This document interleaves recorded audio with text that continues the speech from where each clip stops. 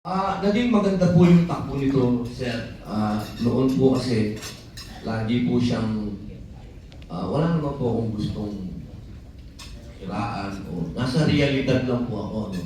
Sa matagal na panahon po, lagi po itong umaabot ng third reading sa House. Pero pagdating po sa Senate, hindi po tumatakbo. Siguro po dahil po sa generation gap, dahil matagal po sa panahon na yung mga upo din po sa ating senador, sa ating pong mataas na kapulungan, medyo mga nakatatanda. Opo.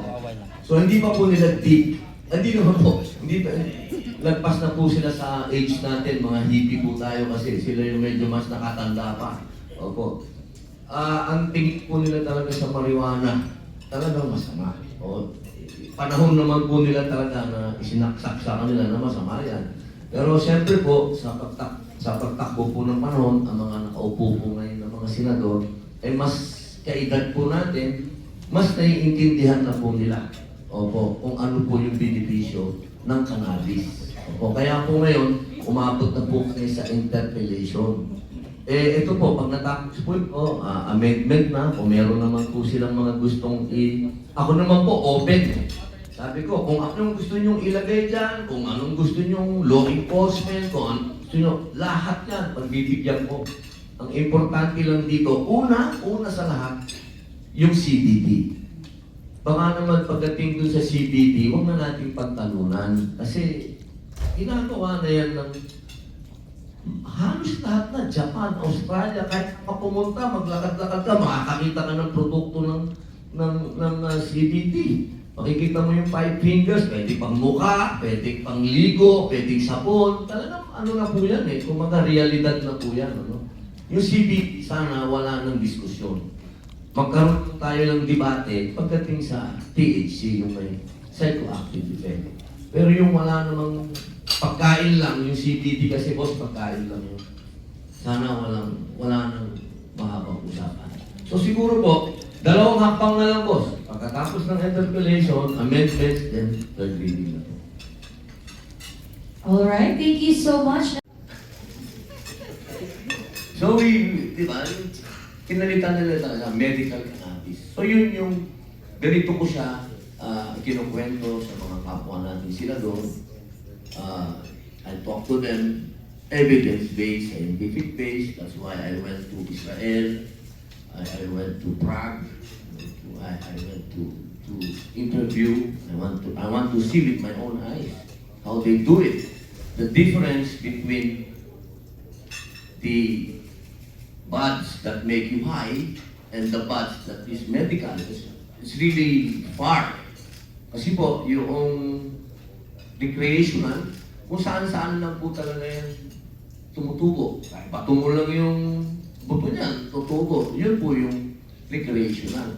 Pero nakita po natin na difference noong medical cannabis. Talagang pharmaceutical grade, talagang malinis, talagang kumbaga inaalagaan po nila yung health talaga ng tao. So yung ganun po siya binibenta.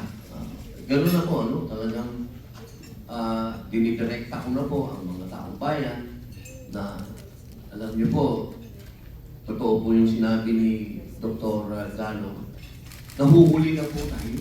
Huling-huli na po tayo. Kulelat na nga po tayo. Hindi ko maintindihan bakit ang Pilipino, bakit gusto natin laging kulelat tayo. Nauuna tayo, biglang, itong sakit natin Pinoy.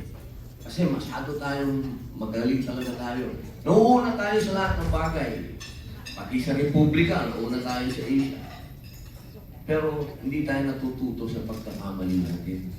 Yung mga ibang bayan na nanonood sa atin, yung mga kapitbahay natin, nauna na yung Pilipino, pag-aralan nga natin. Sila natututo sa ating pagkakamali. Pero tayo, hindi tayo natututo. So, ganun din sa marijuana, ganun din sa cannabis.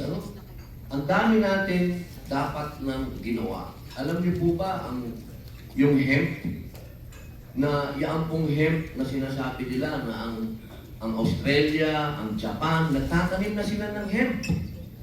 Tayo, bawal pa rin. Alam niyo po yung hemp, yan po yung pinagkukunan ng CBD oil.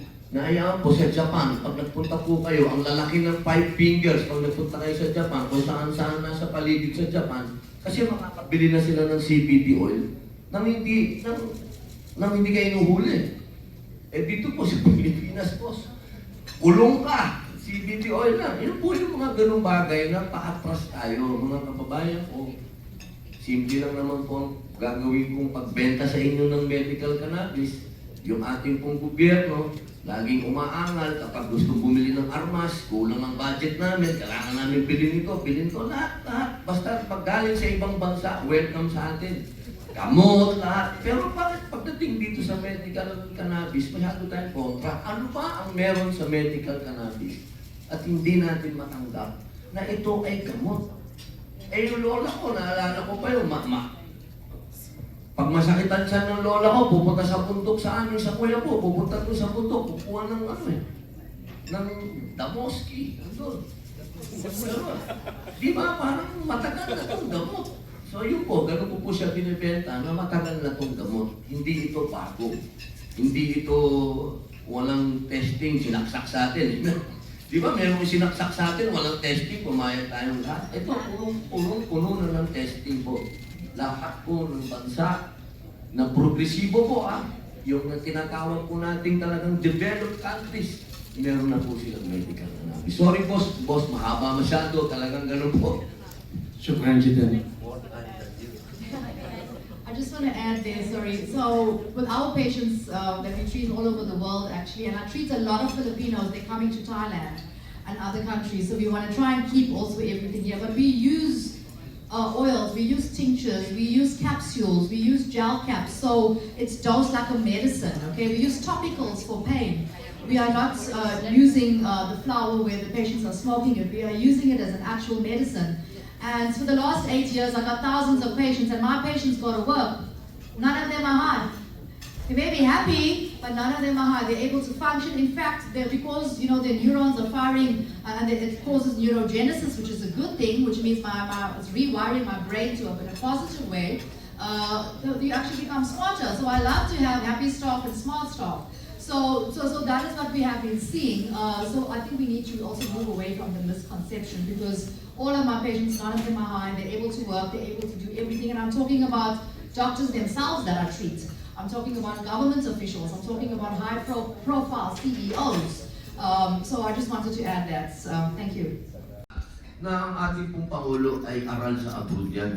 So baga, nakakasabay ang isip ng ating Pangulo kung ano yung nangyayari sa ibang bansa. Hindi siya sarado doon.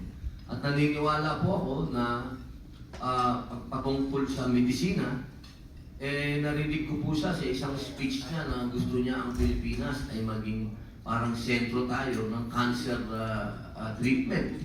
So nakita naman po natin kanina sa presentation ni Dr. Galo na ito talagang cannabis ay meron talaga siyang panglaban sa cancer. So kung yan po yung mga ihaharap natin sa ating Pangulo, hindi po ako naniniwala na ito'y kukontrahin niya. At lalong-lalo na po, kaisa natin yung Presidential Legislative Office sa Senate. So kami po ay nag-uusap. Hindi ko lang po nakakausap ang Presidente ng personal, pero yung kanya pong staff, Senate, nakikipag-coordinate po. Marami pong salamat.